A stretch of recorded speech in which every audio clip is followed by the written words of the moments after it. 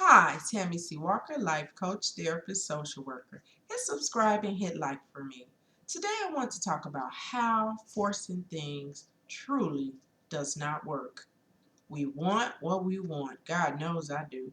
But when we try to force, manipulate, coerce, whatever it is we do that's out of alignment with true nature or the natural flow of energy, it tends to get us more frustrated than anything. You remember 2008, the big housing bust? There were people buying homes that simply could not afford them, but they had to have that house. Mortgages they were not able to pay. And the market was in such a weird place that lenders were giving people homes that they couldn't even afford. And nothing worse than buying something you cannot afford to pay for. If you're a married couple or a couple buying a house, you can't afford the mortgage, it's going to create nothing but chaos in that house. Even if you're single buying a house, every time the mortgage comes up, you're going to get anxiety. You can't afford to pay it. Having a house, you have to pay for those repairs. Hot water tank, facias, soffits, gutters, the roofing, painting, heat goes out. Anything, a furnace, furnaces are really expensive. Air conditioner, all of these things cost money. And when you buy a house, you're paying the mortgage, the insurance, the taxes, and those repairs. And I'm not against home ownership for people. I just did it at a very young age and it taught me a lot. When you have kids, you want them to have their own space in their backyard to play in, but do it at a price that you can afford to maintain. You don't want to be house poor and you don't want to have a money pit. So take your time. Don't force yourself to buy a house. Give it 12 more months. Give it 24 more months and save up the down payment, pay off what you need to pay off, and get a mortgage that's affordable where you can still live, go out to dinner, take a vacation, have your car repairs if you need to have them done. This is all important, and sometimes we forget because when we want something, we want it now. Same way with a car. Who doesn't like a nice car, especially a luxury car or SUV? But $600, $700 a month when you can't afford it, is that really luxury?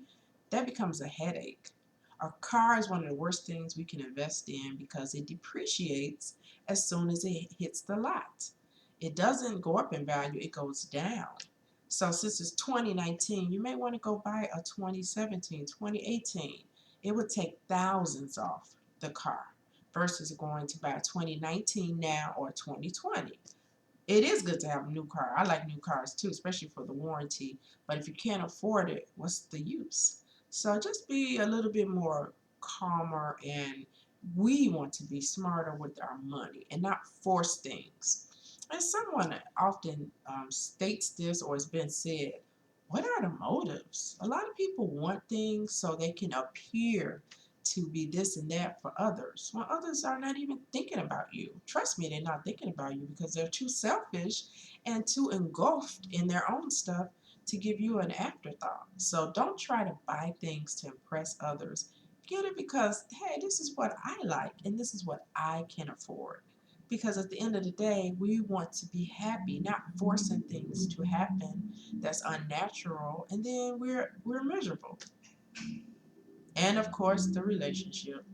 My oh my, that's the hardest one because we want what we want and we want who we want. But you are not going to make anybody love you. And, as women, we'll try to manipulate a relationship. And we know that guys are so different than us. They don't show their emotions as much. And men are just as sensitive as we are. But the society we live in, men are supposed to be strong and don't cry and don't show depression, but they have feelings just like us. And hey, a product of an African American man from Mobile, Alabama from the 30s, I get it, but I have to give kudos to my late dad. Towards his end of life, he started showing me his emotions. I saw my dad cry at funerals and at my wedding, and he cried in front of me. We were having a very um, sensitive conversation about his late mom, and he showed me some emotion. So Men, I'm here with you. I know that you all are just as sensitive as we are. You just are not able to express it because you think it looks weak. But, you know, I get it. That's all I'm going to say on that. But as women, we don't want to manipulate relationships. It's hard though, because when you love someone, you want it to work. I understand 100%. But manipulating is not going to get it. Forcing is going to make the guy run. Same in reverse. If a guy's with a lady and she's more of a street lady that likes to party, and you want to turn her into this wife that's going to be at home, there's going to be some resistance because that's not who she is. So don't force things. Try to let it flow. I like to use nature as an example. Caterpillar becomes a butterfly. A bird, a lady, oh my goodness, a mother bird is what I'm trying to say. She's going to kick her baby chick out of the nest, and she's going to make the nest uncomfortable for her chick by putting branches in the nest and just making it uncomfortable and using her wing to kick them on out the nest. I swear, every time I do a video, damn train goes by my house. That's so annoying to me. You all don't know the half that I go through trying to create these videos. That's why I don't do as many as I would like. It's like, I have great ideas, and it seems like so much stuff try to get to me. And that's how it is in life. I'm all the way off the track. But when you try to do positive and beautiful things, it's always obstacles. If I was on here telling y'all some stupid stuff, this will be flowing well. But because I'm positive and I want to really get good energy out, it's always something. This is life, and I want you all to be prepared for this. Whenever you're ready to put out good energy, it's going to be so much shit coming your way. This has been the most challenging year for me.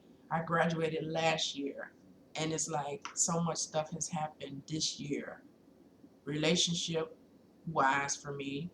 I had people close to me dealing with depression. I lost two relatives back to back. It's just like a lot of stuff. And it's not nothing personal like, oh, we come to get Tammy. It's just life stuff. But I want to inspire you. Again, don't try to force things, but when you try to do positive stuff, it's going to be other stuff to try to trip you up. Just keep punching, like punching a bag. Just keep punching. Keep going. Don't force anything. Be like nature. Just let it flow. When the rain comes, the grass grows. Nature has it. We have what? Winter, spring, summer, fall. This is all God and nature. Nature is the best flow. So try to be like that with your life. Leave me some comments about how you feel about forcing things to happen and some things that's happened to you when you do try to force things that are not meant to be. Tammy C. Walker, life coach, therapist, social worker. Thank you all for watching as always, and have a great day.